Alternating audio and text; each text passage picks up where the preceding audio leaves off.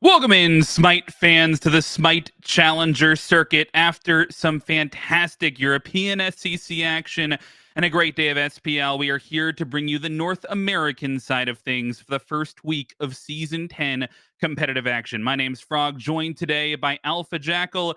And AJ, we got a great matchup ahead of us. The Aaru Scorpions going up against the Tyrian Weavers. Some new faces, some familiar faces. Should be a fun one. Should be an excellent game. I mean, you have a look at the roster of the Aaru Scorpions, and you're thinking this team has what it takes to potentially break into the SPL in the next season or two. And I'm excited to see where they go on their journey. Then I'm expecting them to do well in this SCC. I'm expecting them to finish maybe top 2. A disappointing season will be top 3. So they should even challenge for those land spots. Yeah, no, I mean, both of these teams definitely have the potential to be hitting that top spot. And that top spot is what you're going to have to hit with even less spots to get at that opportunity for Masters, for that land a little bit later down the line. That is what everybody is playing for. And it starts right here. You got to take every game seriously. And these first games have a lot of potential to set the tone of things. And we'll get right into picks and bans to see these teams do just that. Now, it will be Aaru Scorpions picking up the first pick slot. And keep in mind, folks, this is on the previous patch, 10.3, so none of the nerfs or buffs from 10.4 coming in, and certainly no Ixchel. But we do have Marty available, which we saw quite a bit of today in the SPL. Yeah, I mean, Marty brings quite a lot to the table. He brings good safety with his ultimate. His stealth grasp can help with some decent ambushes around the corner and hiding from wards particularly. But what he also does, he brings good overall burst damage, which is kind of necessary if you're in the dual lane wanting to try and get kills over there. If you have just slow, constant damage over time, it's more difficult to farm up and then go for a buff invade. So if you pick your Martys, you pick your Ullas, you're looking there for your invades, your early aggression over there. Yeah, absolutely. As we see some of these bans come through, no huge surprises. We do see that Marty get taken off the table. I'm actually still, I'm like, I've got in my head the Anasai Weavers, even though the name has changed. We're now in the Tyrian Weavers. So fun new name for that squad. But I mean, it's completely changed in terms of faces as well, right? Almost nobody has kept the same name outside of some of those SPL teams. So these are some brand new faces. Some of the more familiar faces, Heed, Baronary, Guy J, seen previously in the SPL at times. Then the Tyrian Weavers bringing in some new faces. Remikami's been in the SCC before as well. But we get through these first picks and bans, and Hercules is favored out for that first pick. A Mm. little bit surprising to me considering Guan Yu still on the table. I agree. I think Guan Yu overall does bring a lot more than Hercules would bring. So it must be just a comfort pick here from Heed, or alternatively, Ramakami has played it in scrim, says looks excellent on it, so just want to take that away from him. Horus pick coming up here from the Tyrian Weavers. I honestly love Horus in this meta right now. Incredibly aggressive, great early game in dual lane dominance, but once more, his ability to rotate the team in and out of situations, especially towards objectives, is second to none. Yeah, I mean, definitely going to be able to bring that global pressure, as well as the Baba Yaga being picked up by the Tyrian. We just saw that a little bit earlier on today in the SPL, using that passive to stack up Prophetic Cloak on the mid laner, which is a little bit of a different look, but provides some flex potential into how you want to play with that pick. And it sort of adds to the thoughts on the Hercules. I mean, we could still see that in the support role as well as the solo role, right? Has a little bit of flexibility, but this is what I was waiting to see. We've seen Mercury banned before. We saw it banned today in the SPL, I believe, and it's one of Miggy's signature picks. He really likes going back to this god. I love to see this in the top my foes. Yeah, and the fact that Mercury is incredibly strong right now just makes a lot of sense. Crit's probably in one of its best states that it's ever been in if you're using it. If you're against it, probably one of the worst states it's ever been in for yourselves. So to all the support mains out there, you kind of have been hard done by with the crit right now. But Ishtar will also bring those crits over to the Tyrian Weavers. Ishtar versus Kononos, we saw this a lot at Worlds. It has been brought over into the Season 10 meta quite well, and I still think Kononos has the run of them will in that matchup. I think it goes about 6-4, maybe even 7-3 in Kononos' favor. Yeah, I mean, definitely the top two hunters right now. Maybe Marty is leaning into that, and you get some other favors like that. But I mean, something I'm a little bit surprised about is that we've held on to these jungle picks with how much the jungle seems to be driving the games right now, driving the meta even for both of these teams to hold on to that until the second half of the draft seems interesting. Yeah, I mean, I'm very surprised, like you mentioned, that the jungle pick wasn't taken up early, but with how diverse the jungle picks can be, with how many junglers are in the top tier of the meta right now, you've got your Mercury, like we mentioned before, Bakasura seems to be making explosive impact, Hombax is always going to be strong, Thor is up there too. That's just not even mentioning stuff like Darshard. I've got banned in the first phase every single time. So there's a lot of jungle picks out there, meaning I don't think it's necessary to pick it in your top three, because you will always have something to fall back on. Yeah, and the Tyrian Weaver's still gonna hold on to that until the very last pick, able to get that Guan Yu in the fourth slot, which is, I would say, pretty rare for how valuable we've seen that pick be. But on the other side of things, it looks like as they round out those 5 gods, maybe the Hercules is indeed headed towards that support role. Hades more likely to end up on the solo side, and then Hebo as well, normally seen in the jungle, might be ending up towards that mid role. An interesting composition for the Scorpion. For a champion. Lancelot to picked into it. Not, I'm not too sure of the Lancelot pick here. I think it can do well, but the whole point of Lancelot is to go into the middle of the team fight. And if there's one team you don't want to go into the middle of, it's this Aaru Scorpions draft. The second you go into the middle of them, it's just, there's a crushing wave, there's a pillar of agony, there's a rock being thrown at you, and you're just dead. So this Lancelot pick is very suspect to me. Well, with all 5 gods locked in for both squads, we don't have to wait any longer. Aaru Scorpions going up against the Tyrian Weavers. Game 1, ready to jump right in. And I think no surprise to see exactly these compositions where we expected them to be. But I immediately actually off like my eyes are glued to the soul lanes. Sulfurs is not actually the usual pickup here for the Scorpions. Looks like they're coming in with a substitute player. He typically, the soul laner, has been relegated towards that support role. Maybe that's why we see this Hercules in support, more of a comfort thing for Heat. Oh yeah, 100%. If you're having to lane swap with somebody to get them in their more comfortable position, to get your sub comfortable, you want to pick a pick that you are comfortable with in your off role. Hercules fits that bill with Heat. Aggressive, early game warrior, can do well in the late game as well. Early gank from Grave. Gonna be forcing himself back into tower shot. Ooh, close one there. Miggy does get that dash under the tier 1 tower. Thought it may have been doom and gloom, but No surprise to see that mid 2v2 be a little bit of aggression here. We talked about these junglers a little bit, and especially on the team fight stage, once you get these very large line ultimates coming out from both the Mercury and the Lancelot, I think there's a lot to expect as we get towards 15, 20 minutes. But in the early game, when we're talking about who's going to drive this game, I expect the Lancelot to have a little bit of an advantage. Up until about level 5, I would sort of agree, but he has to be able to get himself pressure in that mid lane, which he's just not been able to do right now.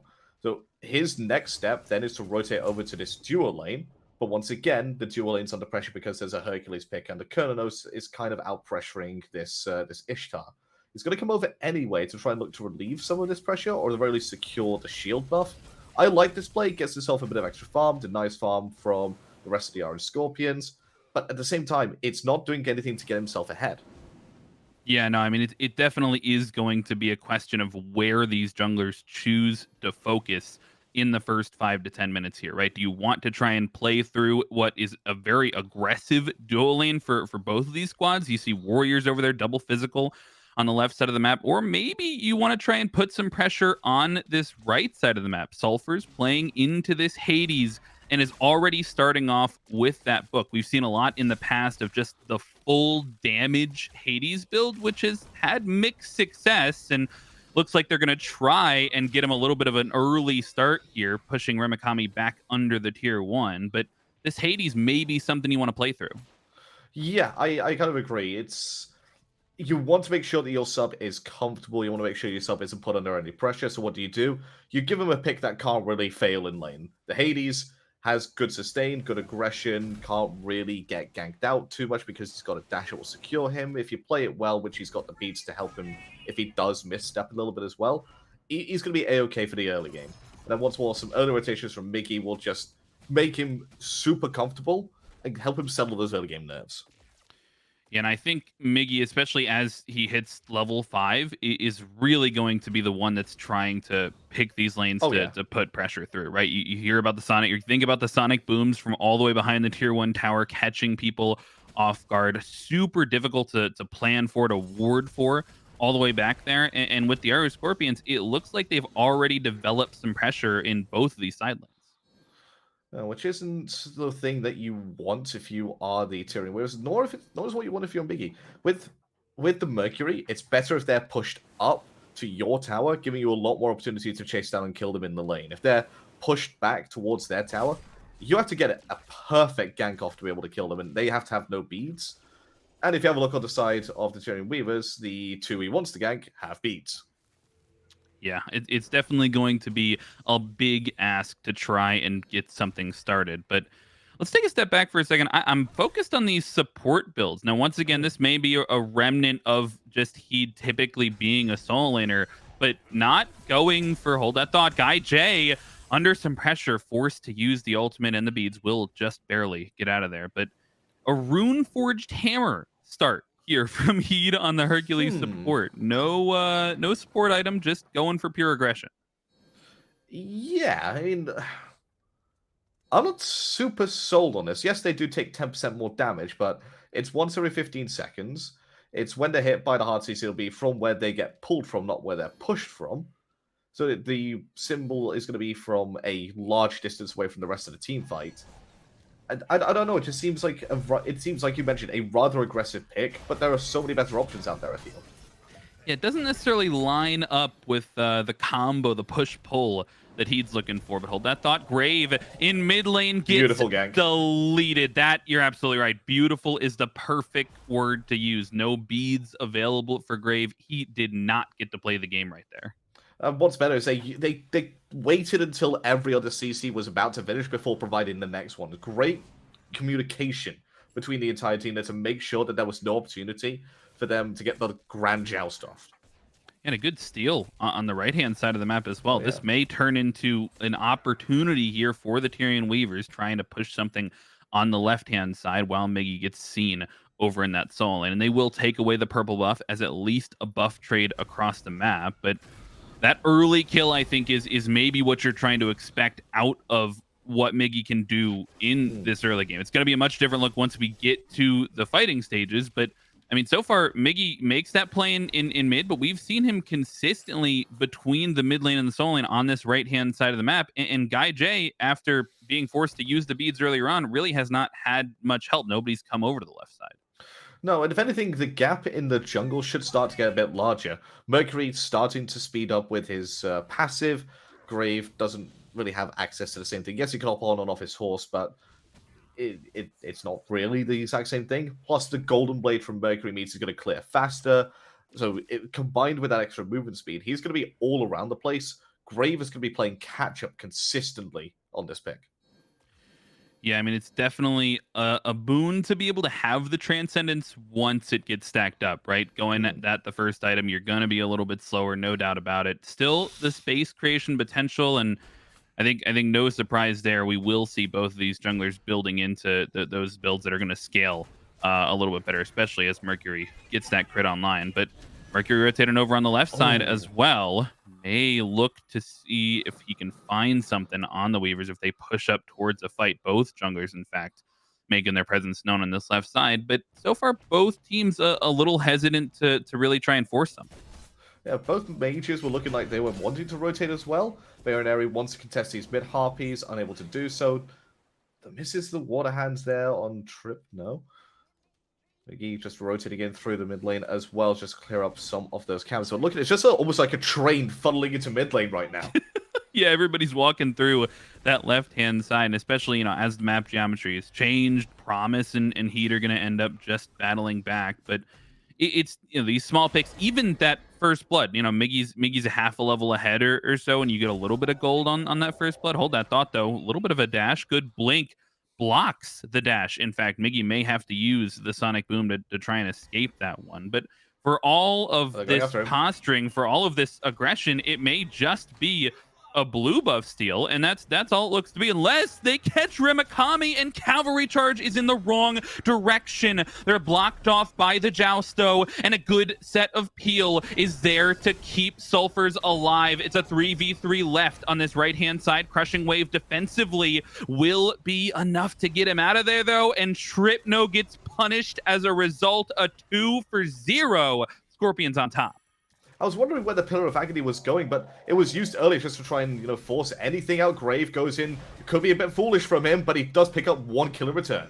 Yeah, manages to make something out of nothing there. Felt like it was not respected by the Scorpions. They just give one away, it seemed like. But still a win on the right-hand side of the map, it feels like. You take 2 down, and that, I mean, for as scrappy as that felt, it at least feels like the Scorpions are making sure that everybody's in the vicinity to help out, right? I mean, it Yeah. feels like he's been following around Promise the whole game at this point, and as a result, we've only seen these like 3-man, 4-man groupings, which is maybe why it's so hard for these fights to happen.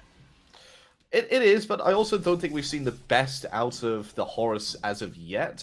I mean, 9.5 minutes in, we haven't seen it across the skies be used to funnel 2 or 3 people over for a gank into one lane. It is a little bit more difficult to do so in a communicative setting like the SCC, but it Right. still is possible. We have seen it done even at SPL level, people caught unawares by this Horus rotation, and that could be the same for Guy J. Yeah, well, early ward, that is to catch out the Mercury there. That ward behind the tower, it's a fantastic ward, and if you're out there playing against Mercury's, take note of it.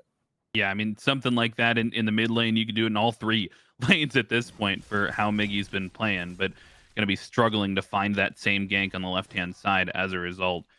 Well, we've had a slow one thus far, right? Even though we had that 2-for-1 on the right-hand side, nobody's really gathered a huge gold lead, some small experience leads here and there for the Scorpions, it looks like.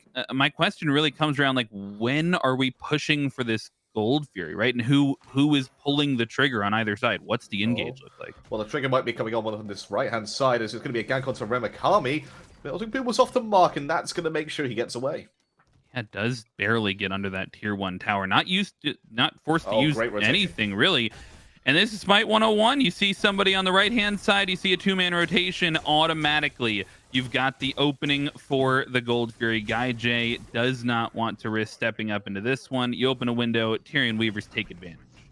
Yeah, I mean, it wasn't just a 2-man rotation. It was 4 people over on that right-hand side. Binary is in mid lane, getting put under pressure. There is stuff across the skies coming out from the Horus. but nothing to do. Pyromancer does get dropped, but it could be a chase on here with Renekami looking for Heed. Yeah, he did look like he contested that rotation over, but at least they were able to pick up the pyromancer there. It doesn't look like they picked up the okay, there it is. He There grabs we the go. runic bomb. That's the big buff on the pyromancer. Definitely want to make sure that you grab that. But he may be under trouble for doing so. Does get the dash away, needs this little bit of damage. Not sure Tripno has it in the tank. And sure enough, Heed will stay half health under that tier 1 tower. Just a trading of objectives across the board. No lives fall. And I think that may lead to yet even more fighting on this left-hand side. Shinigami is no dash available now. Does use it Oh, to with a get back wraparound. in, but look at the background. You're absolutely right. Grave looking for the dash, and Guy J dashes away too. Just so close on all these engagements. Yeah, that looked a bit of miscommunication there from the Tyrian Weavers. Grave wanted to go on Miggy, but Promise wanted to go on Gaijade there. Didn't really get anything from either of them. There's just a bit of a wash. It was a great wraparound rotation from them. Tripno being just hounded by Heed there, goes into that blast off to get the knockup immunity. And that should be all she wrote, as Heed could be in a little bit of trouble here.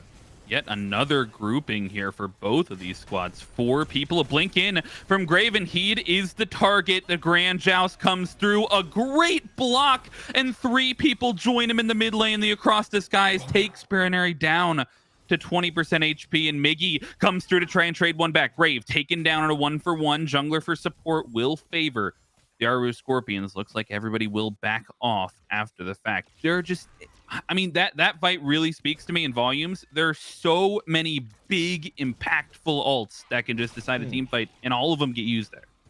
I mean, it also speaks to me that Heed's maybe he isn't used to being the main shot caller of the team.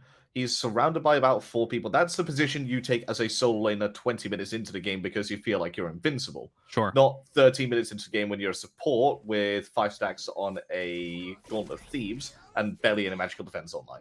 It is difficult for him to survive in that scenario. And maybe just a little bit of retuning from the rest of the team going, okay, maybe not that far up. Maybe not that far up, Pete, but we like the aggression. Oh, steal, and it's stolen.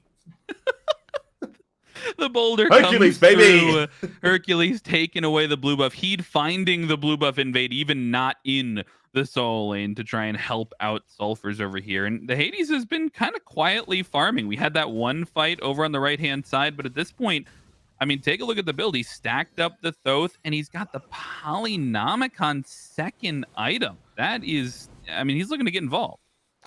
So we've got a support Hercules that's basically going to be building like a solo lane Hercules. A frontline Hades that's building damage, and a bursting jungler in Mercury, meaning not going to be able to building any sort of protections. Our Scorpion's going to be very squishy in this late game. Yeah, I'm not sure how it's looking to scale up, right? I mean, especially 2 of their main damage sources are very reliant on that crit, and there's an item in the game that helps you be not as reliant against crit that you're probably looking to build, right? I mean, it feels a little bit like the Tyrian Weavers are very satisfied to just wait for the team fight phase. And wait, they shall. The team fight could start to spill out over this Gold Fury. I was going to dash in, but look who's behind him. It's Heed trying to get rid of the bubble. Unsuccessful in doing so, thanks to the dash away from Horus. And what looked like there could be a little bit of a skirmish around the Gold Fury just dissipates. Back to a little bit of farming. But look at the rotation. Sulfurs has rotated from base from the solo lane, where Maccabi will most likely do the same with the teleport. This Primal Fury does get picked up and shredded down. Oh my goodness. Sorry? 20%. It's gone. That took 3 seconds flat with the rotation over from Sulfurs. Across the Skies is being channeled. Looks like they're going to try and do the same thing that the Scorpions did to them the other time around and take the Pyromancer in trade, but the rotation gets here in time. Miggy hits a 3-man ultimate, and his team may be there to follow up. Sulfur's hesitating on the dash in, though, and does not channel the ultimate just yet. Beads get burned, and Grave looks for the ultimate down under the tier 1 tower. Captures 2, but Sulfur's is the one that gets turned around on.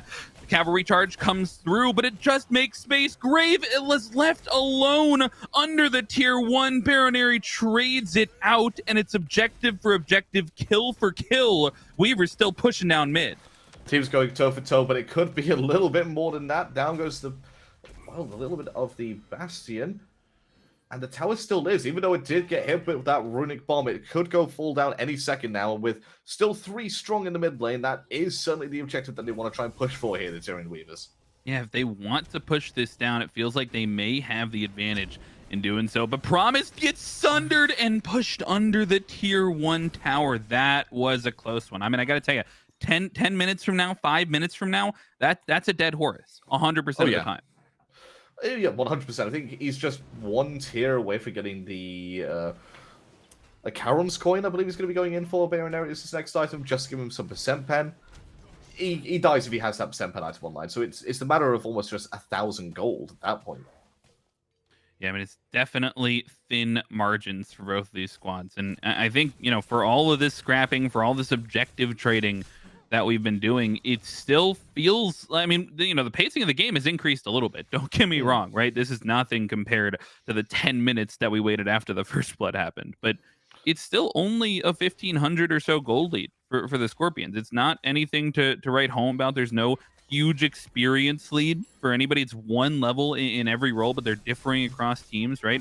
Even this gank on Remikami, he's got the cavalry charge, right? He can just run away. It's so hard to find these individual picks. We are right on the cusp of these team fights, it feels like. Yeah, we are. It looks like Baronary's recognized that, it's deviated a slight bit. Instead of going for the Charon's coin, has gone for the Rod of Tahuti, which has made a big resurgence in recent weeks. Don't forget, this is being played on the previous patch, the one before XGL came out. In the one where XGL has been released, Rod of Tahuti definitely a mainstay item. Looks like he's just been prepared for it this entire time. Fire Giant started up. We saw how quickly they burnt the Gold Fury. And with 2 members still on the left-hand side, this could be a free Fire Giant. Yeah, I'm not sure the Weavers are ready for this. They've got the secure potentially, and they take it away. 18 minutes is the Fire Giant, and a pick on Grave to boot. It'll just be the Scorpions flipping the switch, taking the objective. I think after they saw they could shred down the Gold Fear, they were like, why can't we do this on the bigger objective? And they nabbed the Fire Giant. And it wasn't the fact that they saw anybody on wards. You see, there's no wards for our Scorpions on the left-hand side. That's just, to take a phrase from a former cast, that is throwing a stone in a bank and waiting to see how long it takes for the cops to arrive. That is essentially what they did. And the police, turns out, they were on a lunch break. It took them so long to get there.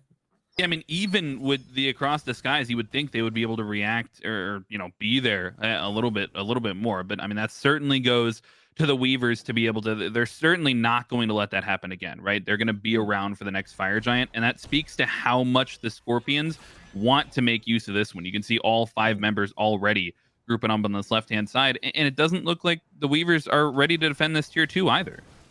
No, tier 2 is going to fall down very quickly. They need to back to base, otherwise this Phoenix could have been under a large threat. But looks like they're going to back off on the Aaru Scorpions, being a little bit merciful. But instead, they're going to go for the Gold Fury, pick the lead up even more.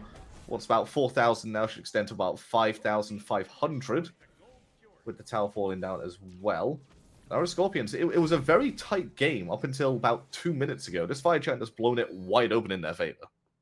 Yeah, I mean, and this is the Fire Giant at 18 minutes that you want to get and think, okay, we have to use this Fire Giant to guarantee us the next Fire Giant, right? You're not getting a Phoenix. You're not winning the game off this, but they've already used it very well. Gotten a Gold Fury, gotten a Pyromancer, gotten a tier 2 tower, so they've gotten that gold in their pockets. And look at these backs. The Executioner gets finished, tier 2 on that percent pen item. You're seeing this lead start to sort of come to fruition a little bit more, and it's got to be put to use on this next large fight that's looming. That fight could be around a Fire Giant. It might be around a tier 2 tower if the Tyrian Weavers are able to group and mount a defensive one. But it looks like, again, they're just not in the correct positions. Or maybe just the Aaru Scorpions take a little bit longer than they would like, and the Tyrian Weavers are able to group up. That forces to back away from the blue side. The Fire Giant should be falling down in about the next 30 seconds for them. So overall, I'd say it's a very successful Fire Giant. Now, in terms of how the Tyrian Weavers want to fight back into this one, what has to happen differently? I mean, obviously they have to show up. Hmm. That's step number one. They got to Yes, be there yep. to Top of defend the the list. fire giant. But I mean, outside of Guan Yu just being a normal frontliner, who's their engage, right? Who's stepping up to prevent that shred from happening? I think it's gonna be twofold. You have maybe Remakami or Grave being in there as almost a distraction slash a decoy.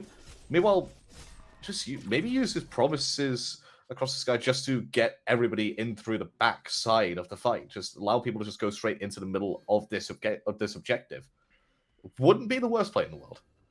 This is some interesting positioning from the Scorpions. Heat is pushed up seemingly alone at this speed buff. Will just be there to distract Grave as the rest of the squad backs up towards this fire giant as it's getting ready to spawn. I think, everybody knows their shred. Everybody knows they're ready to step up for this one. Not enhanced, of course. We're still good 8 minutes away from that happening. But Hmm. Promise in the front line now has a bubble that could allow him to step up a little bit more for the engage.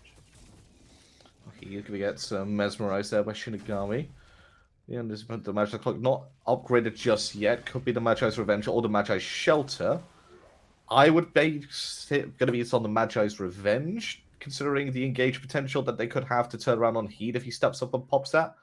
Fire Giant's still not picked up. Miggy's over in the mid lane, doing what he can to try and just drag people away. But again, it just seems like a bit of a reset here for the Aaru Scorpions. Pick up some buffs, pick up some more experience, pick up some items, come back and try again. Yeah, and I think those item power spikes are really going to be the difference maker when it comes to just raw damage output in these fights. We see the serrated edge come through, the spear of the magus gets finished up. This is just like we said earlier, how it can come through and be the difference maker on the Sunder pickup, but he'd hold that. I mean, he's completely alone, not joined by his team. Will just get poked out by himself there. And Guy J backing as well. This may be a window for the Weavers if they recognize it.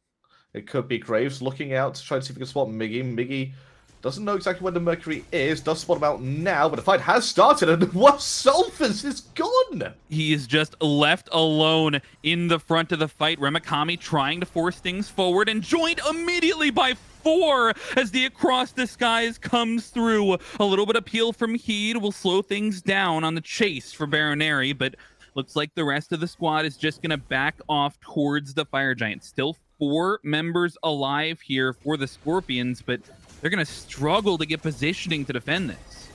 Yeah, this is going to be 100% a Fire Giant confirmed the way to Tyrian Weavers, but they might lose a Phoenix for this. No one's backing to defend what Miggy's doing in a split push. If they take too long to get this, he could even do a little bit of Titan damage, but the Fire Giant has been taken down. They're all going to go and kill Heat, and then they're going to back to defend this push from the Mercury. Yeah, I think that's the smart play. I think on both sides, right? You have to give a little bit of credit to the Weavers, right? They find their first pick on Sulfurs. They're able to find the window into that fight, and then they get the Fire Giant as it feels like they should with the man advantage. But for Miggy to push down that mid Phoenix, that's a solid macro play. They may even take the Gold Fury if Guy J got there in time. But it looks like unfortunately the Weavers are going to be there to take down the objective. And Miggy, don't do it. Don't do it, oh Miggy. no, he's gonna go for the steal. This is a little bit too risky, probably not worth your life at this stage of the game, and he does stay alive, but they may be looking for something else. Despite having the Fire Giant, this may be turning around. They do burn a couple of ultimates, but the Weavers distinctly choosing to back up. Yeah, they've got Fire Giant on 5 members still. No need to take that fight whilst they're a bit low and a bit behind. Just back up, buy your items, and start to push down the next objectives. These tier 2 towers, every single one of them must fall with this Fire Giant here for the Tyrian Weavers. Maybe a Phoenix as well, if this one is to be a successful Fire Giant. And they've got a lot of time to think about how these fights change right now, right? Like previously, the Scorpions got the Fire Giant. They pushed down the towers. They got some global gold in their pocket, but there was no defense, right? This is the first time that we're going to get a chance to see a firm, maybe a tier 2 tower defense. Maybe they'll just choose to defend the Phoenixes. I think, depending on how you're thinking about things. Scorpions still with the lead, but this is not going to be a free siege at all. No, it's going to be difficult to siege into the team of the Aaru Scorpions. Not because they've got good wave clear, and the wave clear is probably one of the struggles that the Aaru Scorpions will have, but because of the damage, and Baroneri proving exactly that. I was going to talk about his build, with the Sacrificial Shroud being finished, and you have the Spear of the Magus, Miggy finding Hanging his out in the way into the wall. fight. Love that. I love He it does ult too. forward. They did pick up Remakami in the mid lane. They went for the 3-2 split, and that has allowed the Scorpions to get a pick, but this may be the chase down. Remember, they still have Fire Giant, and they're fine fighting back into this one. Miggy takes down Grave, but Guy, Jay, and Heed go down on the other side of the fight, a 2-for-2. As things get split across the left lane, looks like the Weavers will be content in pushing down this left-hand side, and it still changes again. Now it's a 3v3 on this Phoenix Siege. Well, that was just extremely weird play by the Aaru Scorpions. They got the pick onto Mikami. They had a 5 versus 4 in their favor, and they take a split fight there. That is probably just, again, a symptom of not having your main shot caller there for the rest of for the team, because in any scenario there, if you're a high-level SOC team even, let alone SCC team, you'll be calling to group up and make sure that they don't take an advantageous fight. I think as we back out and talk about this Fire Giant, it's fallen off at this point. Remember, it got changed, right? 4 minutes on the respawn, only 3 minutes on the buff. So you have to make these buffs count. And they were able to get one tower. They did get the tier 2 tower, but only after a 2-for-2. And I think that's still leaving you with some confidence from our Scorpions. I mean, what goes wrong for them on the last Phoenix Siege? Maybe Sulfurs just can't get picked. And maybe I can say the same about Miggy. He'll be forced to use the beads early on here as the cavalry charge gets traded out as well, but have to be careful on the engage. Can't use too much for too little reward, and Heed will be trading out a little bit of damage as I say that, but they're looking for the engage as well. The Across the Skies comes through, and Sulfurs is caught out once again. The solo laner taken down first, and the Tyrian Weavers open up another window. Fire Giant has just spawned as well, so it's a perfect takedown. Oh, but to be caught, lazy backing is Grave. Grave being taken out just a little bit by Heed. Miggy behind the rest of the members of the Fire Giant. This looks like a good steal potential here. Getting for the shredded Scorpions. down. Miggy behind. They'll take down Heed, but I'm not sure they know Miggy's there. It's only Promise left on the Fire Giant as everybody else hops off, but maybe for good reason. Guy J falls. Heed falls. Baronary falls. It's only Miggy left alive for the Aaru Scorpions, and he'll have to pull off a miracle here if he wants to take this objective away. He will try for it. It looks like the major look is available, but he gets pinged out. No chance to steal the objective away, and a clean win for the Weavers. Again, probably a little bit of experience with Sulfurs there, getting a bit too aggressively picked off. Miggy hits, I think he hit a 4-man Sonic Boom, and it did nothing to help the Aaru Scorpions, because they can't fight in these tight jungle corridors. You can't fight that against a Baba Yaga, you can't fight that against Shinigami on the Ishtar, you can't fight that against Grave on this Lancelot. They're just too strong in these tight, narrow paths. They have to fight them more in these lanes where their big AoE ultimates are going to have a bit more of an impact. Yeah, I mean, and it's not even, I mean, the Scorpions have their AoE ultimates. They've got the Crushing Wave, they've got the Pillar of Agony potentially, but with Sulfurs now 2-for-2 in these Fire Giant fights on dying before using the Pillar of Agony. That's just going to critically change your team fight. You no longer have that space creation tool at all.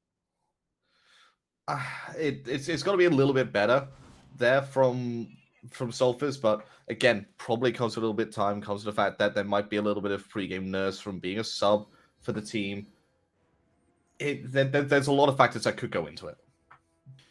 Well, as the Weavers regroup here, now having the Fire Giant, not enhanced, this will be the last unenhanced Fire Giant, but they're going to have a chance to grab this Primal Fury and likely still push down this left lane. One tier 2 tower remaining in that mid lane, and I'm a little bit surprised to see the Scorpions here defending this Gold Fury. In fact, the Tyrian Weavers, a couple members are behind them as well. I'm not sure they're aware of the situation, but they go for the engage on the front half, off the mark with the wave, but the Heed will take down the first kill. Shinigami taken off the board, as is Remakami, and the Aaru Scorpions make something out of nothing. They catch the Weavers sleeping at the wheel and take down 2, and it might be 3 if they can trade out Grave, but instead Grave trades out Baronary and slows things down even further. The Scorpions find a window back in, but they cannot push their luck too far.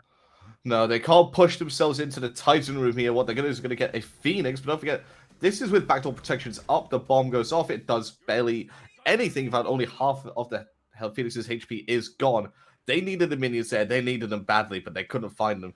Great fight for the Aaru Scorpions there. Even though Baroneri, as you pointed out, did miss that crushing wave, that could have been a whole lot different. Yeah, I mean, they had the potential to. I was caught off guard, right? Like they didn't. I didn't really see any reason why they would be stepping up to fight at that Primal Fury. It seems such an inconsequential objective, but that feels like the first fight that they've really gotten off on their foot, right? Sulfur's was the first one in, and he got to have an impact combined with the Miggy ultimate. It was just that's the best engage you can have. Yeah, 100%. I think that is a great scenario for the Aaru Scorpions and how they should be looking to engage team fights from here on in. They got the pick onto Shinigami finally, getting the shot to get the first kill on Shinigami. Only one member of this entire game still hasn't died, and that is Promise from the Tyrian Weavers. Be able to pick that 0 in that death column right now. Fire Giant spawning in about a minute's time, and this time it's going to be the first enhanced one. So double the jeopardy here. Yeah, a lot more on the line just from this one objective. And we're now at the point where it's not even necessarily the Fire Giant. I mean, if you get a four-man wipe, even a three-man wipe here, and you're able to hold on to your carries, you don't necessarily need the Fire Giant to walk down one of these lanes and end the game outright. So I think both teams well aware of what's on the line in this fight. And as we round out some of these builds, two different cloaks we see on the Tyrian Weavers looking to open up that engage a little bit more. And I think it will be, the onus is on the Scorpions after that last fight. It feels like they have to find their own engage. Tyrian Weavers able to be in the vicinity for this fight, where he'd by himself. They're going to engage him and put a little bit of poke. But again, that is a support Hercules you're putting the damage into. He's got himself a Spirit Robe to try and reduce some of that initial burst that goes onto him. I think that's a fantastic pickup. Give himself that extra little bit of mitigation when he gets CC'd. Yeah, it's no longer the 13-minute support Hercules. Now it feels a lot more like the 20-minute solo Hercules here at 33 minutes. So Heat is feeling a little bit more in his element, but my eyes are on Sulfurs, right? Last two fights around the Fire Giant, he's been picked first. Now it's Heat much further in the front line trying to make room for this Hades to have an impact. But Pyromancer maybe looked at first, just trying to find the window in is Promise, as he'll get the small dash out, and Remikami is found. Graven Remikami in the backline, just alone, find their way behind the carries of the Aaru Scorpions. It's 3 down just like that in the blink of an eye. The dive from the Tyrian Weaver's grave and Remikami go huge in that fight. The wraparound was almost non-existent. It was not spotted there by the Aaru Scorpions. They were trying to plan a wraparound of their own. Miggy completely just trying to catch up with the rest of the members of the fight. Grave, low, saved by a support. Tyrian Weavers securely enhanced FG. I'm surprised, though, that Tyrian Weavers, with 3 picks like that, didn't go to the end. I feel like they could have easily ended the game at that point. Yeah, I mean, they have a window, right? 2 Phoenixes exposed, and it looks like they're still going to use these death timers to the advantage here. He's the only one back in time to put up a defense on this Phoenix, and I think he's well aware that he does not have a chance to shut down that Phoenix ZTX, but that is going to open up the options for the Tyrian Weavers. They'll take down the Phoenix, they'll take down this Tier 2 tower. They can keep pushing if they want to, but looks like the Oni Fury will be next on the menu. And I like this approach of taking it slow, taking it disciplined. So far, when they've had the front foot, they've been winning these fights. Yeah, when they've been on the aggressive, they've got the first engagement. They're the ones that go first. They're the white side in chess. They've been able to then force the checkmate in the team fights. But every single time they've gone second, when the Aaru Scorpions have been, the instigators, again, it feels like whoever does that first move, whoever blinks first, is able to get the upper hand and actually win the team fights. Now, how does the fight change under these Phoenixes? I mean, we didn't even get a chance to see a real fight under that left-hand Tier 2 tower or a real defense underneath that right-hand bird. Any of these birds, nobody has felt like they've had just a standard siege composition, siege defense. How does the defense look for the Scorpion? How does the offense look for the Weavers?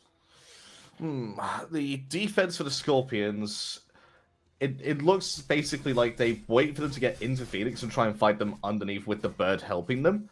So you're looking for maybe a Sophos Pearl of Agony, but most likely a Miggy Sonic Boom into a Crushing Wave from Bayonary, just getting a kill or two off the bat. But the Tyrian Weavers engage.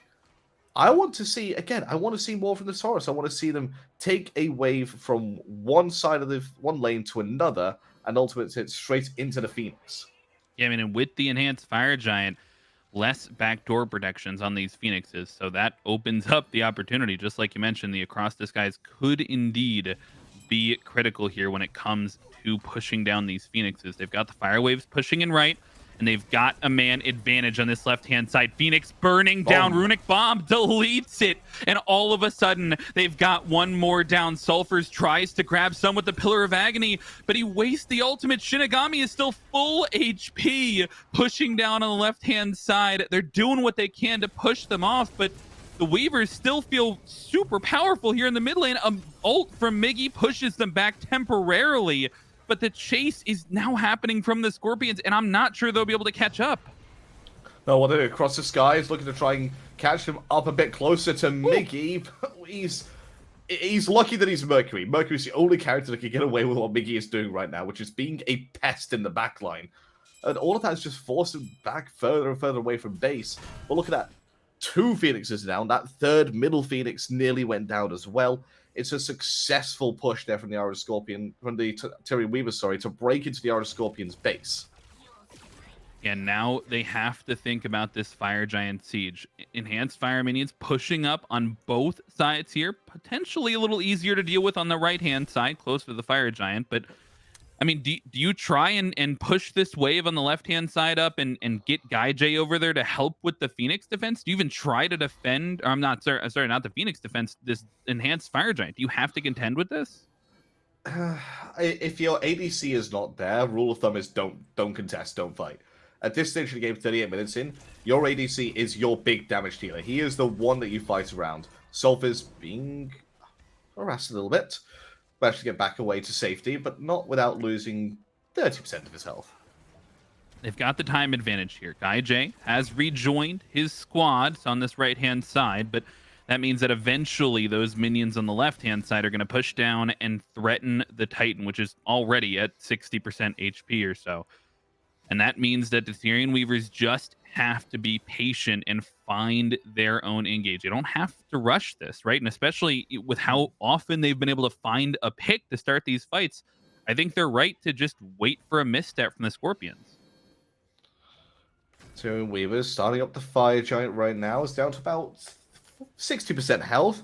They're waiting for an engagement. Look at the engagement onto Sulfurs. He's down to about half health again. Miggy uses the ultimate, as does Shinigami, but a great Aegis holds onto the health and turns things around onto Baronary. It's a 2-for-1 thus far. Make it 3 as Heed falls, and Guy J will make it a double kill for Shinigami. And just like that, the Tyrian Weavers turn things around, take down 4, and just as the minions are pushing into the base, that'll be game 1 to the Weavers. Yeah, Remikami might fall down, but he's done his job, which is distract Miggy, stop him from backing. He won't get here in time. Game number 1 to the Tyrian Weavers, but it wasn't the easiest game for them in the end.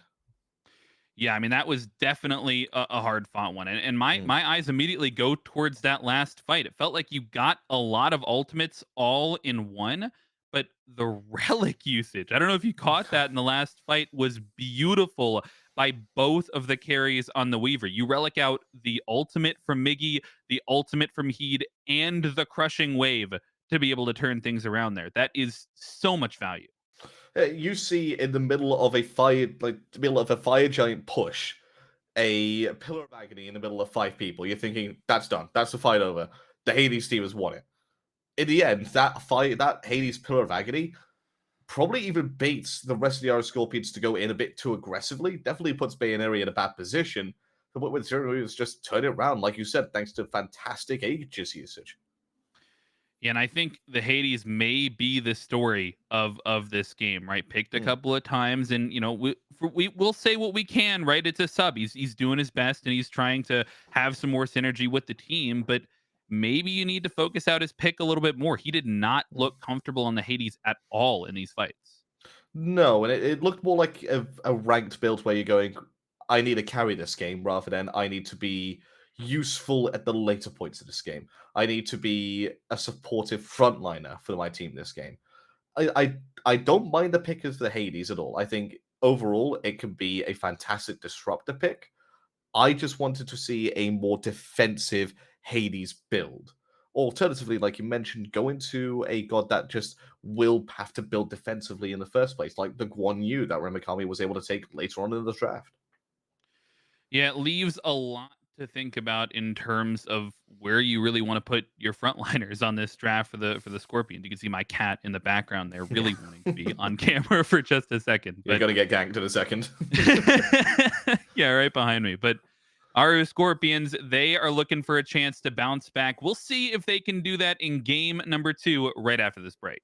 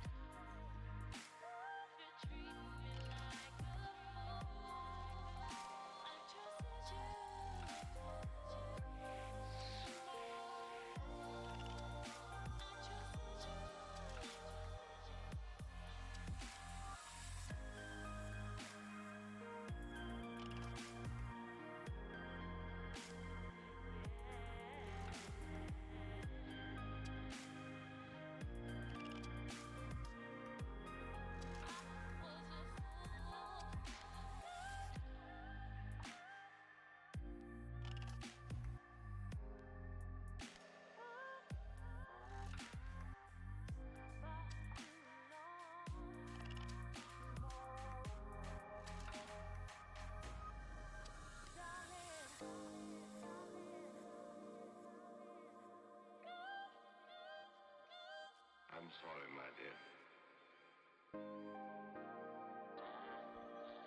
You think you've learned your lesson? I guess I made a mistake.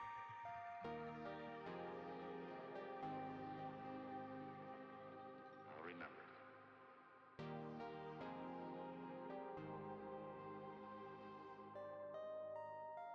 I trusted you for too long.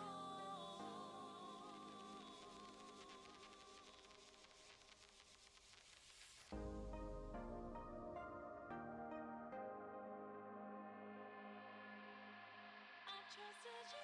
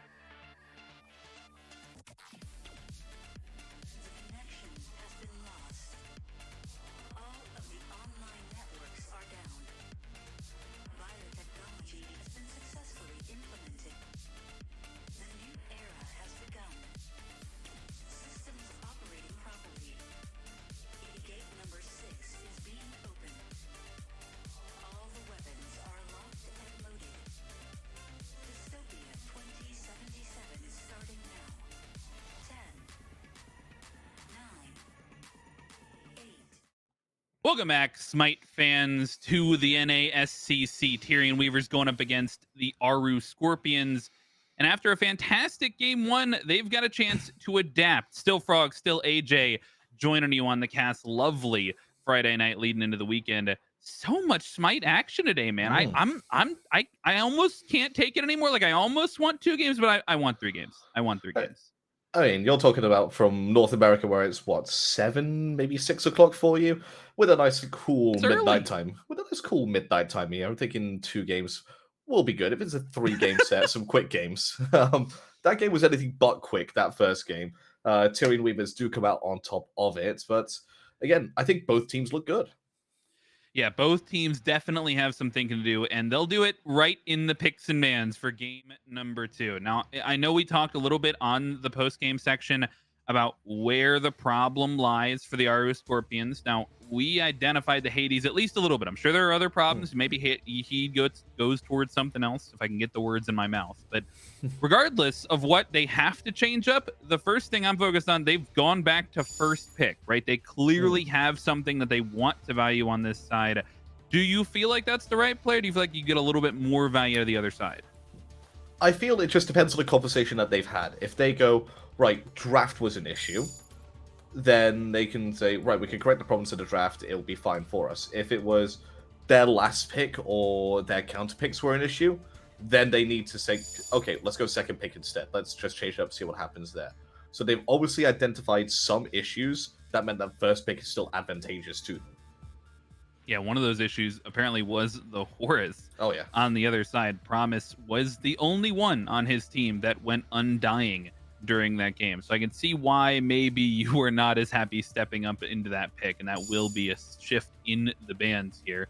Meanwhile, the Tyrian Weavers keeping things the same, taking Marty off the board, taking Naja away from Miggy.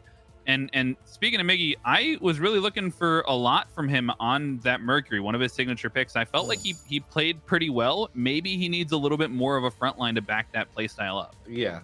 Yeah, I do think that overall the Aaru Scorpions needed a second frontline presence. It's very difficult to win games with a singular frontline.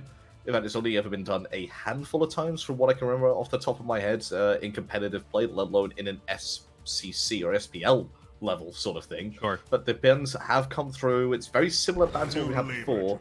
But the Hercules has been taken up again. I'm on the fence about this. I really am. Yeah, I think I feel the same way. I think I would feel much better about it if it went towards the solo lane, right? I think you maybe hand that frontline presence back toward Sulfurs. You give him a lot of pressure over in that lane. Hercules is generally pretty easy to lane about when I think about my solo lane games. And so you're left with a lot of pressure. It's very easy to impact the team fight, but when that opens up the options, the field is wide for them to find their picks for the Tyrian Weavers. And I think if you ban the Horus away, the Terra and the extra utility there is not a bad direction to go in. No, I think this is a fantastic 1-2 here from Tyria, mainly because I think Terra is a great teamfight pick. Baba Yaga, very good teamfight pick as well. So both play well into the Hercules. The Mercury, the Ishtar pick so far. Good response for the Aaru Scorpions. There's a little bit of a switch there for Guy J, putting him on a little bit more of a more well-rounded hunter than the Conan was on the last game. Yeah, it looks like they'll just switch things up. It'll still be the Ishtar going up against the Kerneros. This time, though, Guy J has his pick of the Hunter. Meanwhile, Miggy going back towards that Mercury, which, once again, I'm not super upset about the Mercury and about how that played. But after these top 3 come through, pretty similar focus for both sides. Yeah. Still holding on to that jungle pick for the Weavers. Maybe going to look to see something similar to that Lancelot. But the Aaru Scorpions have their own opportunities to ban that away if they want to. Instead, just going to ban away the bats for now. Yeah, the thing is, will they ban away the Hebo from Baneri again? I mean, it did cause issues for them in the early and mid game, but at the end of the day, they did manage to deal with it. It is a pick that he does like, and it pairs up aggressively well with the Mercury. Instead, going for that Chang'e Merlin getting taken away. And I will say, Barrow, for as much impact as you can have on a Hebo, it's very all or nothing. And in a lot of those team fights, it felt like he didn't really even get the chance to have that all or nothing.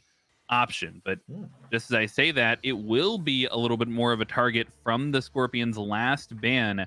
Graves going to be forced to go to something else. So a couple of target bans for the Aaru Scorpions, like you mentioned, the Horus at the beginning, and now the Lancelot here for Grave.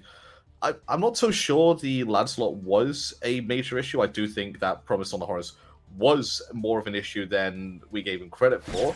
That's just how good he can be. But now that's forced it into a Ratatasker, which can go into this solo lane as well. Ramakami has played this. He has picked it up before. It is a comfortable solo lane pick for most solo lane players out there.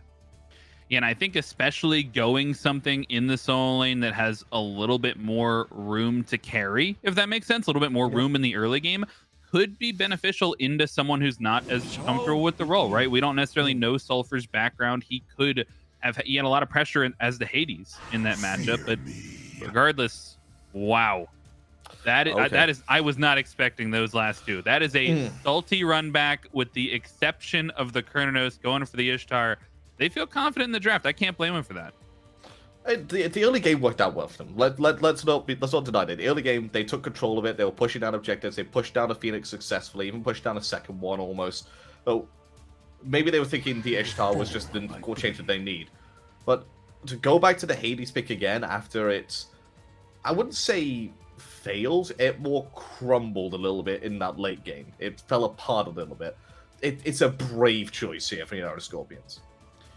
Well, the last pick gets locked in for the Tyrian Weavers, and we won't hold you any longer. We're ready to jump right in to game number 2. Aaru Scorpions fighting to go to a game 3. Tyrian Weavers looking to close things out. And I think I'm as surprised as you are at the run back, right? I mean, it just doesn't. It has to change in the early game, I feel like, right? The late game, you get these even fights. You had almost no success in what were just plain even fights. The Tyrian Weavers won every single one that was a 5v5 or a 4v4 or just a plain even fight. So somewhere in this early game, you have to try and find an advantage. And the advantage might come again from these side lanes, both of them playing aggressive once more. A little bit of difference from Sulfur's this time, the fact that he has gone for the Vampiric Shroud rather than going in for the anti-heal starter item. That has made its way as a favored starter item against healers. Shinigami going to get pulled back, and that is it. That was a close one there. If he had the combo ready to go, no beads from Shinigami, that could have spelled the first blood. But I'm looking at the gank right here. You can already see, look at Grave across the map, right? I mean, he walked towards the mid lane. This was called out. This was pinged. This would be Guy J and Heat are not respecting it at all. They're taking the 2v2, and Grave sees it from a mile away. Guy J forced to dash and will not make it out of there successfully. Good first blood from Grave. Fantastic rotation. Brilliant pickup there. First blood, truly well-deserved from Tyrian Weavers. And that's exactly what they need, just to put one of their side lanes under some pressure, under some early game aggression, turn it around and mix things up from what happened in game number 1. Yeah, it looks like they're going for even more action here in the mid lane. They're going for the 2v2. Miggy forced to use the beads early on. Grave will be low and just barely gets out around the wall from those water hands. Don't do it, Grave. Oh no, he wants more, and Tripno is going to help him out with the last hit. Miggy, 2 low health members, 3 low health members. They've got to hit the cooldowns. Tripno's off the mark. Why am I so stressed? Miggy gets taken down, and Grave finds a third. That is not the start the Scorpions were looking for. You're down one game in a best of 3 set. You get first blood, and you think, okay, that's fine. We can come back from this. That fight then happens in mid lane. You have to have a strong will to not start to get tilted from that. I would be fuming if I was one of those players there. I mean, that's the kind of play that, like, I am thinking about making in rank. Like, oh, I'm low, but I can stick around here. I can be the playmaker. And Grave does it. And in an SEC setting, you'd think he'd get punished for making that kind of play. But he just walks back in. Tripno helps him out. 3-0 on the board and an early 1,000 gold lead here in favor of the Tyrian Weavers. And I think, as opposed to last game, where maybe these junglers were, so, oh my goodness, Grave, no chance that he's going to get focused out here. You get a little bit from Sulfurs, but with They no turn this ultimates around. available, it might even be a turnaround. No stun, though, as Miggy just barely makes it out of there. But Grave feels like he has no qualms. He's got the 2 kills under his belt. He feels like he can be anywhere on the map. He's got 2 kills. He also has his stun acorn up online straight away in 3 minutes. So Yeah. there's no one that's going to be able to stop him. Hades wants to come in and try and stop him, wants to get a blue buff of his own. He's not going to be able to. Yeah, will be stunned away there from Grave. I actually thought they were going to look for a little bit more, considering that is level 5 yeah. for both Grave and Remikami. Looks like they'll let Sulfurs out there scot-free, though. But that begs the question, how do they want to use this ultimate, right? The first bit of global pressure, none seen in the last game, and now we have that, what is it? The Eggcorn of Yggdrasil? I'm not going to try and pronounce Yggdrasil. The Ratatoskr ultimate coming through for the semi-global presence. And I think that's going to open up a lot more opportunities for Grave to be a playmaker here in the early game. It will do, and he's going to get put under a lot of pressure. He's very dead. I've never seen a more dead Hercules in my life. I've never seen a more dead Guy J. Potentially, if they can find it, and they will promise, they'll make it. Oh, the shell is beautiful to keep all the members alive for the Tyrian Weavers, and they are just continuing the pressure on this left-hand side. In fact, Baroneri is trying to take this solo kill, has to use the crushing wave defensively, and Tripno is not phased at all. He'll dash away from Miggy trying to clean it up on the back end. Tyrian Weavers feel like they can do whatever they want right now. Yeah, it's 5 kills to 0, 5 minutes in, and they're almost a 2,000 gold lead. This is night and day difference for the Aaru Scorpions. They've been put to sleep by the Tyrian Weavers in game number 2, and they still haven't woken up. Somebody needs to just throw a bucket of cold water over them. Tell them it's game number 2. You guys are 5-0 down. Do something. Yeah, I mean, this has to be a wake-up call potentially, and this might be even more action on the left-hand side, Grave, if he can find an opportunity on the Guy J. But, I mean, you know, all of this early game aggression can say one thing. You know, it'll be a question of how they want to turn it into objectives, how they want to potentially fight back into this as we get more groupings to come through. But my question is you know, when are we going to see these mid laners potentially getting involved? We saw a 1v1 right there, and other than that, we've just seen the side laners. I mean, okay, Icaster's cursed it naturally. Grave shows up in the mid lane and tries for a small gank right there. But after how it felt like Baroneri was forced out of some of those fights in game number 1, I feel like he may be pushing a little bit harder to have a presence in some of these early fights. I agree. He definitely should be putting some more pressure in that mid lane. Shinigami doing a good gank, misses the root, and that's actually going to save the life of Gaijin there. Will it? It's a stun on the Terra. He's still being pushed under the tier 1 tower. He has single-digit HP over there. He may try to take advantage of Promise's low HP there, but he will just barely get out of that one under the tier 1 tower. Guy J has really received a lot of focus this game, but Grave has given the other lane some love as well, coming through on the stun there. Pillar of Agony forced, but won't be enough to save the life. Sulfur's taken down. Yeah, that's yet another one. He's the final member to fall down for the first time. All members of our Scorpions have been killed at least once. Mission accomplished there for Grave. And they also get the Pillar of Agony, they get the beads, they get everything from him. That is the worst possible scenario there for Sulfurs.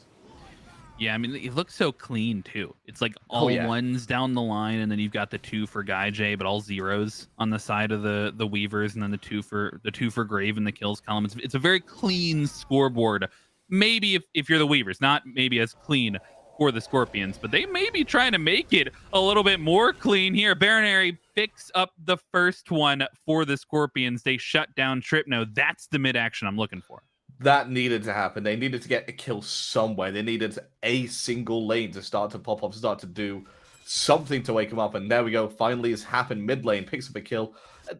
It's been coming. Tripno has been forced into offensive ultimate a couple times this game, and it has escaped with his life a few times too. So I think that has been coming. The Tyrian Weavers just haven't responded to it because having too much fun killing people on other sides of the map. Yeah, I mean, the question really is when they start to force this into more objective focused play. It feels like with this sort of lead at 8 minutes, 2,000 gold in, you shouldn't be afraid to pull the gold fear. Like, you should try and be forcing these fights. You've got the advantage. And so when do they try and push that lead? They're going to try and push it a little bit now by invading onto this purple buff. Miggy is in the vicinity, is in the area. Gaishe still rotating back from Fountain, is available for the fight now. He's blinks in, doesn't get anything. Immediately stunned and turned around on. The Terra ultimate isn't even needed. And Shinigami takes down Heed. Baronary has rotated over from the mid lane, but Miggy's ultimate is off the mark, and Grave is immediately up into the sky. Look for the land down to secure the kill, Blink, and blink. Miggy just barely does not make it out under that tier 1 tower. Oh my goodness. I feel When like it that rains, has it happened pours. like 2 or 3 times now. The Tyrian Weavers just feel unstoppable. That is, when it's going right for you, it's going right for you. Grave is having the time of his life right now in this game. You can see him. He's just happily diving into tier 1 towers, getting shot at, and surviving with 10 HP. I'm sure if we had a camera on him, we'd see him in a corner laughing maniacally like Solo Troll does. Yeah, I'm surprised we didn't see a laugh spam there as he left the tower. Certainly, I would. had the opportunity to it. No, I totally would have too. I'm very toxic. Absolutely. Toxic. But, This is toxic. oh my goodness. Grave punishes the dash once again, finds the gank onto Sulfurs, and nobody is having a good time here. I mean, you see that they've got 1 kill. It's on Baronary. Maybe you try and push through the mid lane, but even then, it feels like Tripno is difficult to gank at that. Where do they find the window back into this game? They have to try and catch Grave in a scenario where he overextends himself. I mean, 4-0-4. He's been the driving force for this entire game. He folded in 8 kills. The next highest is folded in 5. That's both members of the dual lane. If they find Grave and manage to kill him, even if they sacrifice 2, if they sacrifice maybe 3 people, just to shut him down and stop this snowball going ahead, it'll be worth it. Well, Kaijay under some pressure here, but it may be Shinigami that gets turned around on. Beads get forced, and he wants the 1v2. Oh my He'll God. find it almost by himself. But Oh, now he's with the coming help through. of his support, he should find the second one. They'll take down 2. They've done it. Luckily, Miggy trades out Grave. A good shutdown kill for the jungler, the Scorpions, but he may get chased down into his own jungle. Tripno has to back off after that, but that's going to open up a window for the Gold Fury. And even then, even when you're able to answer back a little bit and find a shutdown kill, it's just an objective for the Tyrian Weaver. The one thing they didn't want to happen is an objective going down. It is not even spawning time for the Pyromancer yet. It's going to be spawning in about 7 seconds. But there it is there. 10:55 is the spawn time for it, as you can see on the map. And look who's going over straight away to it. It's the Tyrian Weavers. Ryamakami made a rotation over to the Gold Fury to make sure they could secure it. And now they're going to secure a second objective as well. It's all coming up here for the red team. It's only the Boulder here to try and steal this one away. Baronary is going to have that water spout over the wall potentially, but Grave is the blink in first. They don't even want the objective if they can find the kill, and Tripno will finish off that one. The Pillar of Agony will slow down the fight after the fact, but nobody's going to be able to take down the Soul Laner, and once again, it's only Heed left to contest, and I'm not sure that he has enough left. He used the Boulder, so no steal potential. It'll be another Pyromancer and a pick because they stepped up to it, right? They got close to it, so they just got a kill and added the objective to it. I'm going to say this. I think giving Shinigami the Kernos rather than the Ishtar was a mistake. I think giving the team that won the previous game a slightly better early game pick in terms of fighting, as well as giving them the better control-oriented god over the 2, may cost them here. Yeah, I think you may be right. After I watched Shinigami take that 1v2 with no fear on the left-hand side, Oh, I do not want to be no. facing that guy. I don't want to be facing this 2v1 once again over in the Soul Lane. It feels like they identified Sulfurs as a weak spot, and Grave has been back over there time and time again to get that kill under his belt. And at this point, he's sharing the love. Almost everybody has 2 or more kills on the side of the Weavers. Yeah, at what point do we consider the gangs over there cyberbullying, by the way? I think you have to be 4 levels down, right? Once it's given you 0 XP and you're still doing it just to kill him, I think that may be a little bit of cyberbullying, but we're not at that point quite yet. I do have to hand it to Sulfurs for as much as he has been ganked to be only one level down there. I feel like he's doing the best he can. Yeah, and shout out to Viola Production as well, who said, ask Panaton when I asked the question. That is a beautiful response. But a beautiful response is what Aaru Scorpions did. He just cannot find any response whatsoever to the kill columns that are just rising and rising here for the Tyrian Weavers. Yeah, I mean, this is definitely a train that is hard to stop, right? They have found success since minute one when they found first blood in duo lane, and then they walked over, and on the thinnest of margins, they found the next two kills as well in the mid game. And they've had a couple kills that have been on the thinnest of margins throughout this game. And I don't think it's going to stop anytime soon. Grave continuing to push the limits on the Sulfurs on the right-hand side. And he is trapped. He can't move. He doesn't even get the blue buff. He'll fall for the fourth time. No. I don't know, man. This is 14 minutes. How can they pick up the Fire Giant at 14 minutes? It's already half only health. Heed. It's only Heed in here in time to potentially contest. He'll look for the boulder. They take the Fire Giant. They are pushing their lead expertly. Heed falls as well as Miggy. Oh my goodness, man. It's 14 minutes into the game, and they are 7,500 gold. They're almost 10,000 experience up. This is... Okay, if you want to know how to snowball a lead when it should be theoretically impossible to snowball a lead, watch this game. Watch Graves play over and over again and replicate it, because, my god. Well, don't replicate that. Don't replicate that part. Baronary takes Grave down, gets a shutdown bonus along the way, and he is still one of the only members on his team with a kill. Miggy still surprisingly going Rage in this spot, despite his team only having 3 kills. I'm not sure he's going to be stacking that one up anytime soon. Maybe that's what he's expressing right now to the team. Is Rage? Yeah, something like that. I have to ask you the impossible question, though, AJ. I have to ask you the impossible question. Don't ask me. How do you get back into this game?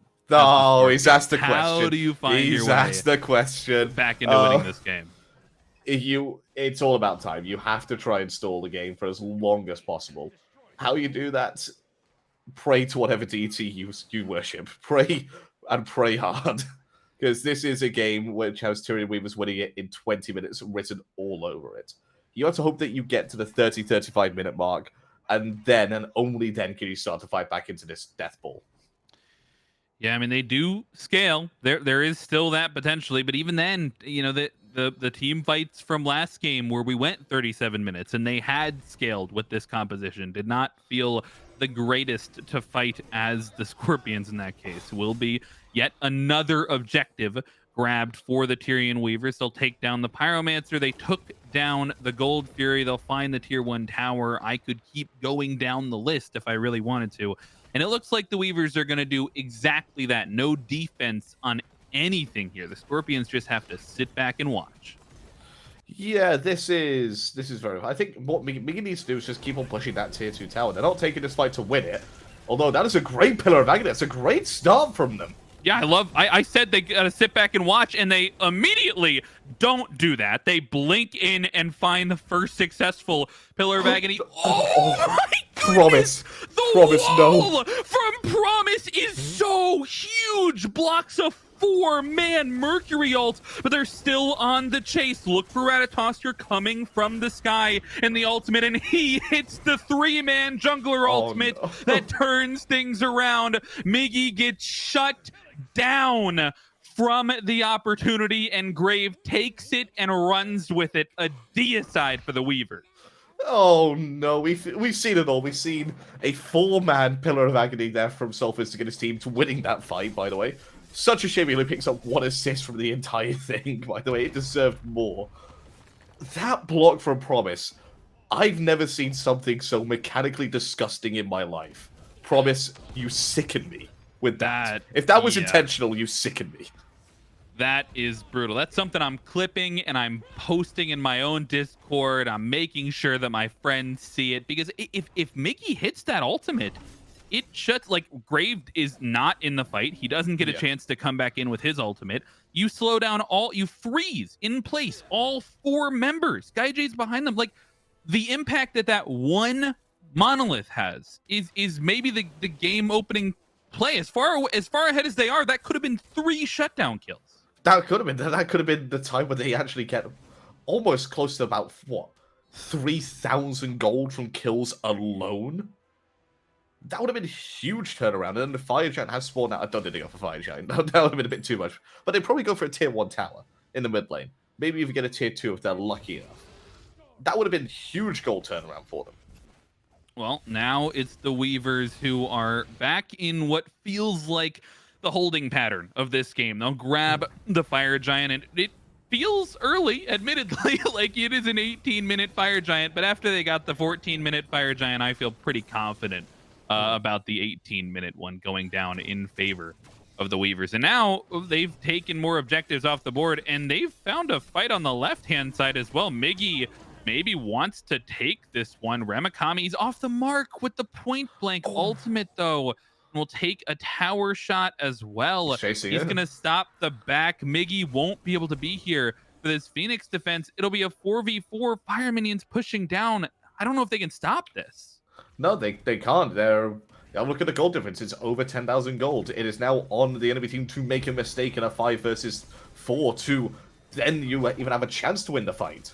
Stun from Grave, and it will be Sulfur's looking for a couple here. Grabs 2 with the Pillar of Agony, but Shinigami is not phased in the slightest and shuts down Sulfur's.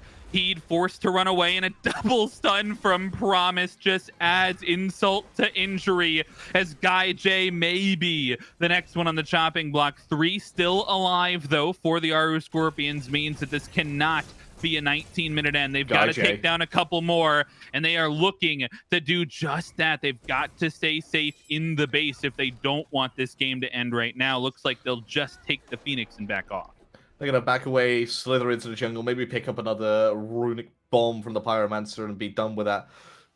The camp, which gives you extra gold from when you're behind, I believe that's had 5 stars from minute 3 in this game, by the way. It's just had the abundance of gold for them to go get to keep themselves somewhat in this game, and they're still over 10,000 gold down.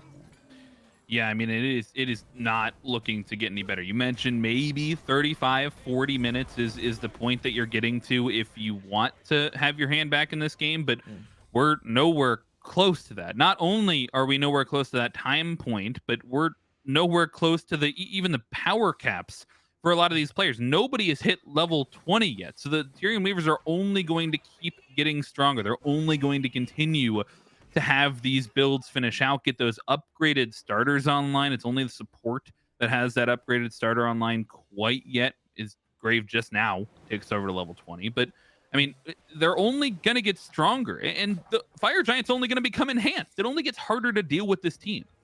It does, but again, they'll reach a point where they cap off in their build. That's probably is going to happen around the time the first enhanced FG spawns, when all of them are there. Some of them are starting to get there already. Look at Grave, just needs to upgrade his starter item and his Magi's Blessing, and then he's full build. Tripno needs to upgrade his starter item and one final item until he's done, and then a few more stacks on that cloak of his. They're coming to the point where they are. Well, they're coming to the point where they are almost at their full builds. So 10 more minutes, they could be back in it. Lincoln from Sulfurs, and an ultimate all the way down the lane. Miggy is completely out of the fight, and Sulfurs gets taken down as well. Grave with the ultimate. Everything combines from the Weavers. 3 fall. Guy J standing still under the Phoenix. Not a good look from the Scorpions, and I'm not sure Miggy's going to be able to stop the push. This looks like all she wrote. The Tyrian Weavers taking game number 2 in the first set of the NASCC.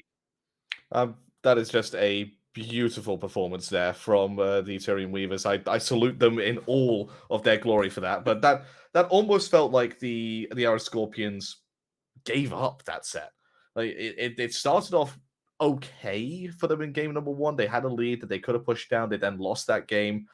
Game number 2 starts the way it does, and there was just zero fight back from them, apart from maybe one play which started off with the Hades ultimate where he gets 4 of them, gets blocked off with the Mercury ultimate. But that was just the one bit of life that I saw in that entire game too. Yeah, I mean, it's definitely not the way that you want to start off your Smite Challenger Circuit season. Mm, I can say that much. If you're the Aaru Scorpions, there's a lot to work on. I think you're absolutely right though. You're close to the line, right? I mean, if mm, anything, game one is something to draw back on and be relatively pleased about. You have a sub in solo lane. You have a solo laner who doesn't normally play support playing support, and you're mm. not doing bad. Like you pushed the team to 37 minutes in a full squad at that. Game two feels like maybe it needs to be a bit of a better mental bounce back after game one, or maybe after that early fight in the mid lane, right? Mm. Somebody not having the best of times. But for the Tyrian Weavers, it's a lot of positives. I feel like Yeah. you really have a good game plan that you can lock in on and have something to push forward on for the rest of the season. As someone who's having an absolute field day, a party, if you will, Grave, 11-2, I think he ended with 20,457 play damage, as you can see on the screen. It was just everywhere. He was absolutely unstoppable in that game. Died a couple times because he overextended, but at the same point, the 2 deaths he had didn't matter at all. It was almost a distraction, almost a bonus for him to die because the team got things because of it. Yeah, I mean, even at the times where everything was dedicated to taking him down, you don't have enough cooldowns left in the tank to prevent from something like Shinigami or Mm. Tripno, who are also up there in the damage charts, to prevent them from doing that damage. That's actually the first time in a while that I've seen somebody over 700 gold per minute. But when you end a game with 12 kills in 21 minutes, I think, not super surprising. Maybe that pick will get taken away from in the future. I definitely think it should do. At the very least, they're not going to come up against a team who's got a sub again, surely. Like it may happen week one when you maybe pre-booked in some holiday and the schedule wasn't out yet at the time. That could potentially happen. Could be an emergency that's happened. It is very rare that you will come up against a team with a sub in Spite and competitive. So this is probably going to be a one-off from both teams here, I imagine. An unfortunate come for the Aaru Scorpions will not land them the first win. Instead, it'll be a Tyrian Weavers taking the first win of the NASCC 1-0. They'll be happy with that for at least the first week. But that's going to do it for us. I've been Frog, joined by AJ. You'll have more SPL and SCC action coming to you tomorrow starting at 9 a.m. sharp. Make sure to be there for the EUSCC start in the day, and we'll see you then.